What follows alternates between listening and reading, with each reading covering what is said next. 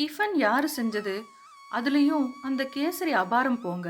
மாப்பிள்ளையின் தந்தை சிலாகித்தார். என்ன இப்படி கேட்டுட்டீங்க? எல்லாம் எங்க பொண்ணு செஞ்சதுதான் என்றாள் பெண்ணின் தாய் மங்களம். இந்த கைப்பக்குவத்துக்காகவே உங்க பொண்ண மருமகளா ஏத்துக்கிறோம்.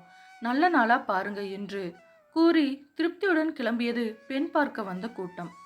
அனைவரும் சென்ற பின் சமையல் கட்டுக்கு ஓடிய மங்களம் வேலைக்காரி சாரதாவின் கையை நன்றியோடு தயவாக பிடித்து கொண்டாள். நீ செஞ்ச டிஃபனை என் பொண்ணு செஞ்சதா சொன்னதால தான் கல்யாணமே நிச்சயமாகிருக்கு. எப்படியாவது கல்யாணத்துக்குள்ள அவளுக்கு உன் கைப்பக்குவத்தை சொல்லி கொடுத்துடுமா? கல்யாணத்துக்கு உனக்கு பட்டுப்புடவை எடுத்து தரேன் என்றாள் அவள் கெஞ்சலாக. சாரதா மனதுக்குள் ஓடியது. என் வீட்டில் இதே டிஃபனை எத்தனை மாப்பிள்ளை வீட்டாருக்கு நான் செய்து கொடுத்திருப்பேன். கருப்பா பணமில்லாத குடும்பத்தில் பிறந்த என்ன சமையல் ருசிக்காக யாரும் மணந்து கொள்ளவில்லையே. அழகும் இவங்க பணமும் தான் இந்த பெண்ணை பிடித்து போக காரணம். அது எங்கே இவர்களுக்கு தெரிய போகிறது? நினைத்ததை சற்றும் வெளிக்காட்டாமல் சரியென்று தலையசைத்தாள் முதிர்கண்ணி சாரதா.